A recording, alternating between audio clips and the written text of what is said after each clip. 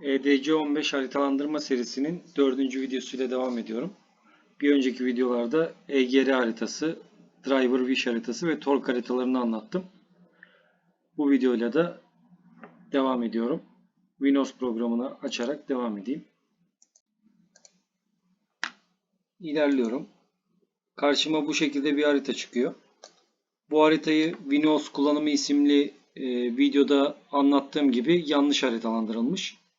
Bu nedenle bunu text görünümünü alarak kendim haritalandırmam gerekiyor. Kısaca özet geçeyim. Sağ tarafa anlamlı yapacak şekilde W tuşuna basarak sütun sayısını azaltıyorum.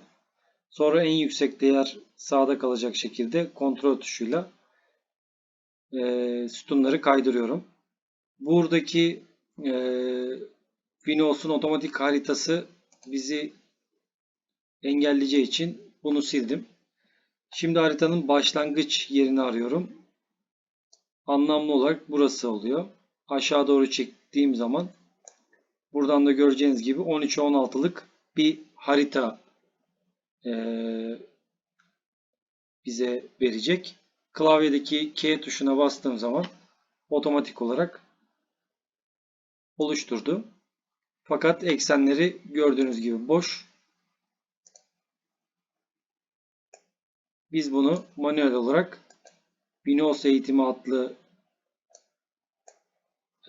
videoda anlattığım gibi haritalandıracağız. O videoda anlattığım için burada hemen hızlıca yapıyorum. 16 sayısını buldum. Sonraki rakamı seçtim. Y eksenine çift tıkladım. EEPROM'dan al dedim. High Low'u seçtim. OK'ye bastım. 13 sayısını buldum. Bir sonraki rakamı aldım. EEPROM dedim. Low High. Tamam dedim. Bu bizim haritamızı büyüteyim. Bu duman limitleme haritası. Z eksenini çift tıklayarak eksenleri doldurmaya başlayayım. Smoke Limitation Map by MAF diyorum. MAF sensörü yani hava debimetresi tarafından duman limitleme haritası. Bizim Z ekseni ignition quantity verir. Birimi miligram bölü silindirdir. Faktör 0.01 virgülden sonra da 2 değer olsun. X eksenimiz mass air flow yani hava akış miktarı. Bu da miligram bölü silindir. Faktörü 0.1 virgülden sonra da bir rakam olsun istiyorum. Burası motor devrimiz. Birimi RPM. Faktörü 1 virgülden sonra 0. Bu bizim duman limitleme haritamız. Yani hava akış metresinin ölçtüğü değere göre maksimum vereceği yakıtı belirliyor. Örnek verelim. Hava akış metremiz 600 miligram yakıtı havayı verdiğini düşünelim. 2000 devirdeyiz o sırada. 30 miligramdan fazla yakıt verme diyor. Bu da bizim duman oluşumunu engellemiş oluyor. Yani fazla hava miktarına göre fazla yakıt vermeyeceği için hiçbir zaman duman oluşturmayacak.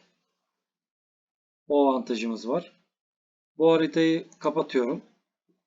2D görünümünü alıyorum tekrar.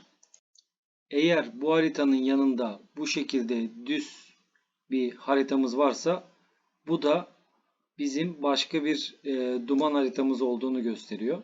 Yine text görünümünü alıyorum. Windows otomatik olarak haritalandırmamış. Şimdi bunun eksen yani sütun ve satır sayısını tahmin etmeye çalışacağım. O yüzden 16 sayısını buldum. Ve 13 sayısını buldum. Yani bizim bu 16'ya 13'lük bir haritamız olacak. Başlangıcımız da buradan başlıyor. Kaydırdım başa. 16'ya 13'lük bir harita seçtim. Hemen haritanın üstünde bitişik vaziyette olduğu için klavyedeki K tuşuna bastığım zaman eksenleri de otomatik olarak getirdi. Yine çift tıklıyorum. Yine aynı şekilde Smoke Limitation Map by MAF diyorum. Ignition Quantity miligram bölü silindir. Faktör 0.01 virgülden sonra da 2 değer. Burası yine bizim mass airflow'umuz, yani hava akışımız. Miligram bölü silindir. Faktör 0.1 virgülden sonra 1. Burası zaten otomatik kaldı. Motor devrimiz. Bu iki haritamız bizim MAF, yani hava akış metresinin ölçtüğü değere göre bir tane silindire giren hava miktarına göre maksimum verilebilecek olan yakıtı gösteriyor. İkisini yan yana getireyim.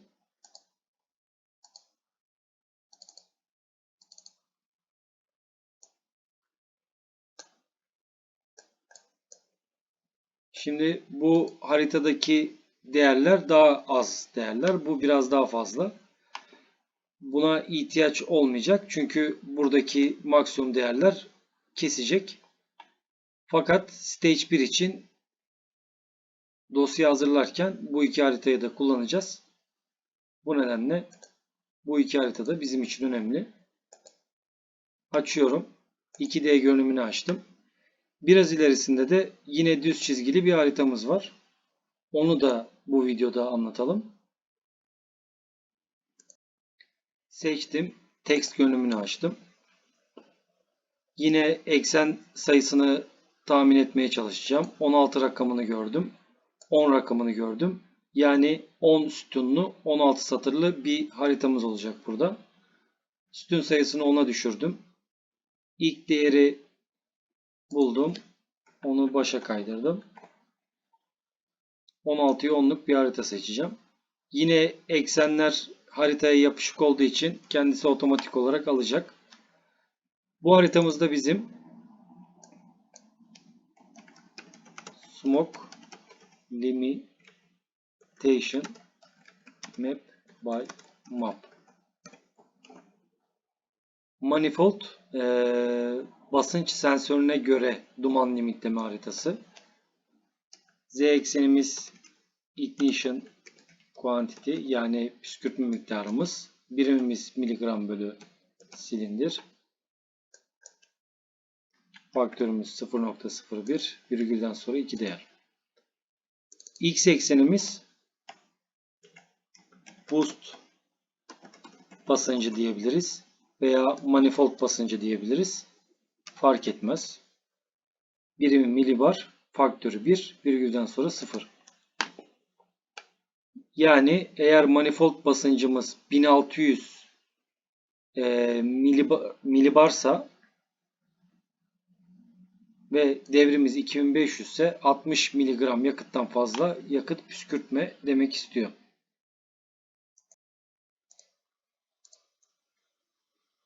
Haritayı kapatayım. 2D görünümünü alayım. Hepsi yan yana görünecek şekilde açayım.